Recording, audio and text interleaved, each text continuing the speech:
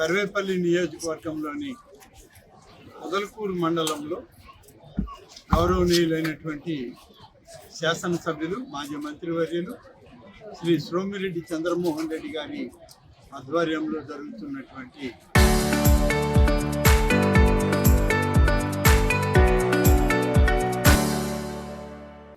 సీతారామాంజనేయ స్వామి యొక్క ఆలయ కుంభాభిషేక కార్యక్రమాన్ని ఈరోజు ప్రత్యేకంగా ఇక్కడికి రావడం జరిగింది. కామన్ గుడ్ ఫండ్ అనేటువంటి ఒక పథకం కింద రాష్ట్ర ప్రభుత్వం 50 లక్షల రూపాయల్లో 40 లక్షల రూపాయలు CGF ఫండ్ మంజూరు చేయడం, 10 లక్షల రూపాయలు గ్రామస్తులు ఇక్కడ ఉన్నటువంటి ఈ యొక్క కార్యనిర్వాహక వర్గం అంతా కలిసి నిధులు మంజూరు చేసుకున్నారు. దీనితో పాటు ఈరోజు అనేక అభివృద్ధి కార్యక్రమాలకి వారు ఇక్కడ శ్రీకారం చుట్టడం జరిగింది. ఇవాళ ఈ ఆలయం కూడా ఈరోజు విగ్రహ ప్రతిష్ట, కుంభాభిషేకం చాలా వైభవోపేతంగా జరుగుతున్నటువంటి కార్యక్రమం. పురాతనంగా ఉన్నటువంటి ఆలయం అనేక దశాబ్దాలుగా ఈ ఆలయం నిర్మాణం జరగాలన్న ఇటీవల కాలంలో ప్రారంభించి ఈ ఆలయాన్ని పూర్తి చేసుకొని ఈరోజు పూర్తిగా గర్భాలయం కానీ అంతరాలయం ఉన్నటువంటి ప్రధాన ఆలయం అంతా కూడా గ్రానైట్ స్టోన్తోనే ఇది నిర్మాణం చేయడం జరిగింది. ఈ నిర్మాణ కార్యక్రమం పూర్తయి అలాగే ఈరోజు అలివేట్ మండలం కానీ మిగతా కార్యక్రమాలన్నీ కూడా మామూలుగా ఈ యొక్క నిర్మాణంలో భాగస్వామ్యం తీసుకోవడం జరిగింది. ఇవాళ ఇంకా కొన్ని పనులు మిగిలి ఉన్నాయి. ఆ పనులన్నిటికి కూడా ప్రభుత్వం నుంచి దేవాదాయ శాఖ నుంచి నిధులు కావాలని చెప్పి గౌరవ శాసనసభ్యులు గారి ద్వారా అందరూ గ్రామస్తులందరూ కోరడం జరిగింది. ఈరోజు దేవాదాయ శాఖ ఇంజనీర్లు స్థపతులను ఇక్కడికి పంపించి ఏ మేరకు ఉన్నటువంటి స్థలాన్ని జాగ్రత్తగా వాడుకోవడానికి గ్రామస్తులకి అందరికీ ఉపయోగపడే విధంగా తీర్చిదిద్దడానికి ఒక చిన్న ప్లాన్ ఉంది.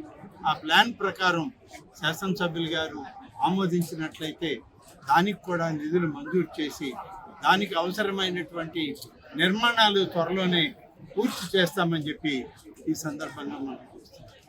ఒక విషయం మీడియా ద్వారా అందరికీ తెలియజేయాల్సిన అవసరం, ఎక్కడ ఏమి ఎంతవరకు చేస్తున్నామనేటువంటి దానిలో ఇవాళ ఒక ప్రత్యేకత ఆంధ్రప్రదేశ్లో దేవాదాయ శాఖ పనిచేస్తాం. గౌరవ ముఖ్యమంత్రి శ్రీ చంద్రబాబు నాయుడు గారు అధికారంలోకి వచ్చిన తర్వాత దేవాదాయ శాఖ అత్యద్భుతంగా పనిచేయాలి, ఆ దైవ సాన్నిహిత్యాన్ని ప్రజలందరికీ చేరువ చేయాలి, దైవానుగ్రహం ప్రతి కుటుంబానికి అందించాలి అని చెప్పి వారు చెప్పినటువంటి సూచనలు, చెప్పినటువంటి వాగ్దానాలని అనుసరించి ఈరోజు దేవాదాయ శాఖ పనిచేస్తుంది.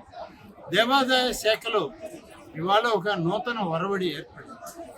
ప్రతి గ్రామంలో కూడా దైవత్వానికి అనుసంధానించేటువంటి ఆలయాలు ఉండాలి. పురాతన ఆలయాలు ఉంటే అవసరమైన మేరకు పునర్నిర్మాణం చేయాలి. ఆలయం లేకుంటే నూతన ఆలయాలు ఇవ్వాలి. నూతన ఆలయంలో ఏ రకమైనటువంటి విగ్రహాలను పెట్టి పూజించాలో వాటన్నిటిని కూడా ఆ యొక్క గ్రామస్తులే నిర్ణయించుకునే అధికారం ఆయా గ్రామాలకే ఇవ్వడం జరిగింది. రామాలయం కావాలంటే రామాలయం ఇస్తారు, వెంకటేశ్వర స్వామి ఆలయం కావాలంటే వెంకటేశ్వర స్వామి ఆలయం, కనకదుర్గమ్మ అమ్మవారి ఆలయం, శివాలయం, ఆంజనేయ స్వామి ఆలయం, ఇలా ఏ ఆలయం కావాలంటే ఆ ఆలయం ఇవ్వడానికి ఇవాళ రాష్ట్ర ప్రభుత్వం నిర్ణయించింది. ముఖ్యమంత్రి గారు ఆ విధంగా ఆదేశాలు ఇవ్వడం జరిగింది. ఈరోజు రాష్ట్రమంతా ఏ గ్రామానికి వెళ్ళినా ఆలయాల పూజాది కార్యక్రమాలు జరుగుతున్నాయి.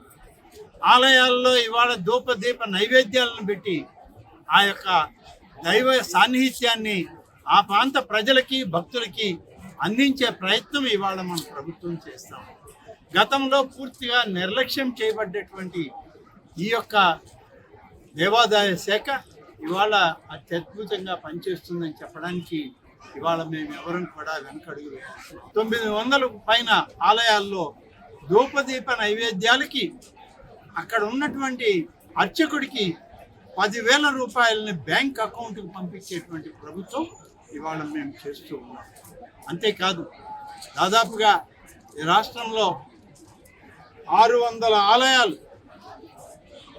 ఈరోజు మొదలుపెట్టాం, కొత్తవి మొదలుపెట్టాం, అలాగే పునర్నిర్మాణానికి అనుమతులు ఇచ్చాం.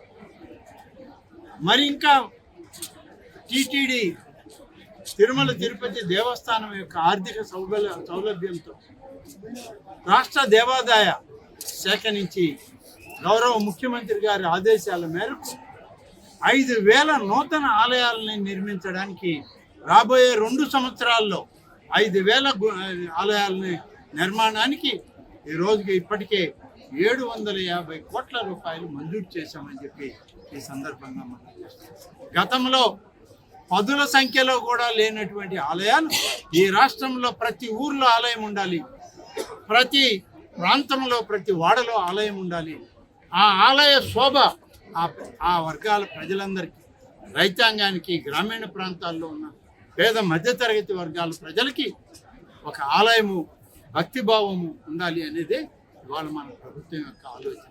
అందుకని ఇంత పెద్ద ఎత్తున నిధుల్ని సమకూర్చుకొని ప్రతి ప్రాంతంలో కూడా నిధులు ఇవ్వడానికి, ఆలయాలను నిర్మాణం చేయడానికి ఏర్పాట్లు చేస్తూ ఉన్నాం.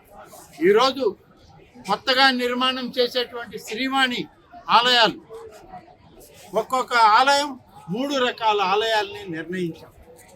5 నుంచి 7 సెంట్లు స్థలం కానీ ఉంటే ఆ ప్రాంతంలో దానికి 20 లక్షల రూపాయలు ఇస్తున్నాం. 9 నుంచి 12 సెంట్లు ఉన్నటువంటి స్థలం కానీ ఉంటే ఆ ప్రాంతంలో 30 లక్షల రూపాయలు ఇస్తున్నాం. 15 సెంట్లు పైన స్థలం ఉంటే 40 లక్షల రూపాయలు ఇచ్చి కొత్త ఆలయాన్ని నిర్మాణం చేసి, ఏ ప్రాంతంలో అయితే ఆలయాలు లేవో ఆ ప్రాంతాల్లో, ఆ గ్రామాల్లో, ఆ యొక్క వాడల్లో కొత్త ఆలయాలు నిర్మాణం చేసి ఆ ఆలయాలు కూడా పూజా కైంకర్యాలకి నెలకు 10,000 రూపాయలు ధూపదీప నైవేద్యాల కింద ఇవ్వడానికి ఇవాళ ఈ ప్రభుత్వం చిత్తశుద్ధితో పనిచేస్తుంది. మొదలుపెట్టాము కార్యక్రమాలు అనేక దగ్గరలా. మరి ఇవాళ విరువూరు గ్రామంలో సీతారామాంజనేయ స్వామి ఆలయం పునర్నిర్మాణం చేసుకొని, గ్రామమే కాదు గ్రామంలో ఉన్న ప్రతి కుటుంబానికి ఉన్నటువంటి బంధువర్గం, స్నేహితులు, చుట్టుపక్కల గ్రామాల వాళ్ళు, చుట్టుపక్కల ప్రాంతాల వాళ్ళందరూ వచ్చి ఆ స్వామి యొక్క, అమ్మవారి యొక్క ఆశీస్సుల కోసం ఇక్కడికి ఏ విధంగా వస్తున్నారో ప్రతి గ్రామంలో కూడా అదే భావం రావాలి, అదే దైవ సాన్నిధ్యం రావాలి, ఆధ్యాత్మికత ఈ రాష్ట్రంలో ఉట్టిపడాలని ఇంత పెద్ద ప్రయత్నం చేస్తూ ఉంది. గోదావరి పుష్కరాలు వస్తున్నాయి 2027 జూన్. దాని తర్వాత మరొక సంవత్సరం 2028 కృష్ణా పుష్కరాలు వస్తున్నాయి ఈ రాష్ట్రంలో. ఒక రాష్ట్రంలో 2 జీవనదుల్లో పుష్కరాలు రావడం అనేటువంటిది అత్యంత అరుదైనటువంటి సన్నివేశం. అటువంటిది మన అదృష్టం. ఆంధ్రప్రదేశ్లో ఉన్న 2 జీవనదుల్లో పుష్కరాల కార్యక్రమం. మరొక విశేషం ఏంటంటే, గౌరవ ముఖ్యమంత్రి శ్రీ చంద్రబాబు నాయుడు గారు రాబోయేటువంటి పుష్కరాలకి 3వ పుష్కరానికి ఆయన అధినాయకుడిగా ఉండి పుష్కరాన్ని నిర్వహిస్తూ ఉన్నారు. ఇటు గోదావరిలో కానీ అటు కృష్ణా నదిలో కానీ చంద్రబాబు నాయుడు గారే గడిచిన 2 పుష్కరాల్లో కూడా ఆయనే ముఖ్యమంత్రి. 3వ పుష్కరానికి కూడా ఈ రాష్ట్రం నుంచి ఆయనే ముఖ్యమంత్రిగా ఉండి చేయడం జరుగుతుంది. ఇది దైవం ఇచ్చినటువంటి ఆజ్ఞ, ఆ దైవం ఇచ్చినటువంటి వరం. అందరికీ ఈ అవకాశం రాదు. అది చంద్రబాబు నాయుడు గారికి ఈ వరం ఆ భగవంతుడే ప్రసాదించారు. కాబట్టి ఆ స్వామి యొక్క, అమ్మవారి యొక్క ఆశీస్సులు ఈ ప్రభుత్వానికి మెండుగా ఉన్నాయి, మనందరికీ ఉన్నాయి.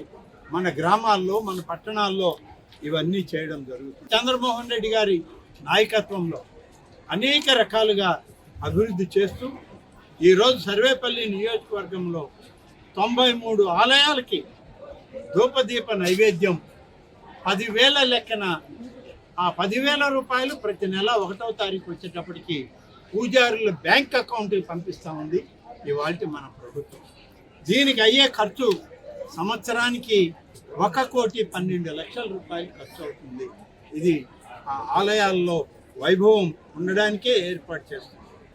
అలాగే ఇప్పుడు మన ఆలయం ఏ విధంగా అయితే ఈ సీతారామ ఆంజనేయ స్వామి ఆలయం 50 లక్షలకి 40 లక్షల రూపాయలు ప్రభుత్వం కేటాయించిందో అదేవిధంగా మరొక 7 ఆలయాలకి ఈ సిజిఎఫ్ ఫండ్ కింద మొదలుపూర్ మండలంలో అందరూ గ్రామస్తులందరూ కలిసి వైభవంగా ప్రతిష్ట దేవాలయం ప్రారంభ కార్యక్రమం చేసుకుంటారు. దాంట్లో అందరినీ పిలవగానే ఎండోమెంట్ మినిస్టర్ దేవాదాయ శాఖ మంత్రి గారు గౌరవనీయులు అన్న రామనాయుడు గారు పిలవగానే వచ్చినారు. రేపు కూడా కృష్ణపట్నం పోతున్నాం. నిన్న చెప్పినట్టు కూటమి ప్రభుత్వం వచ్చిన తర్వాత దేవాదాయ శాఖ మంత్రిగా అన్న రామనాయుడు గారు వచ్చిన తర్వాత పెద్ద చేంజ్. దేవాలయాలకి అంతకుముందు 10 లక్షలు అట్టు ఉండింది. ఈరోజు అన్న చెప్పాడు 5 to 7 సెంట్స్ ఉంటే 20 లక్షలు, 10 సెంట్లు అరౌండ్ 10 సెంట్స్ ఉంటే 30 లక్షలు, 11 సెంట్లు పైన ఉంటే 40 లక్షలు. ఎన్ని టెంపుల్స్ కావాలన్నా శ్రీవాణి ట్రస్ట్ కింద ఇచ్చేదానికి ఒక డెసిషన్ తీసుకున్నాం. 10 లక్షలకి మినిమం 10 లక్షలు 20 లక్షలు వేసేస్తాం. కామన్ గుడ్ ఫండ్ మనం 1/3 కడితే 2/3 కలిపి 33 లక్షలు కడితే 65 లక్షలు కలిపి ₹1,00,00,000.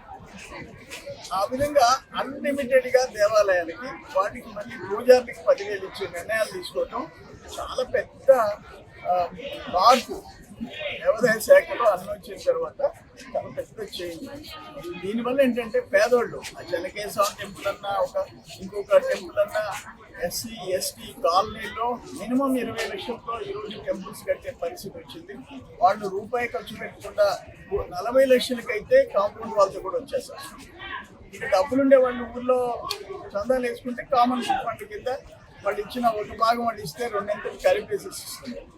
అన్లిమిటెడ్ గా శాంక్షన్ చేయించుకునే పరిస్థితి ఫస్ట్ టైం నేను చూస్తున్నా. అని చెప్పినట్టు ఈ 4 decades లో ఇంత పెద్ద చేంజ్ దేవాదాయ శాఖలో అంతకుముందు మేము ఎప్పుడు చూడలేదు. ఇప్పుడు విరువురు గ్రామ పెద్దలందరూ కలిసి అందరూ అంటారు. వాళ్ళు చెప్పారు ఎస్సీ కాలనీ, ఎస్టీ కాలనీ, ఓసీలు, బీసీలు అందరూ కలిసి ఈ కార్యక్రమం చేసుకోవటం నిజంగా నాకు చాలా సంతోషం ఉంది.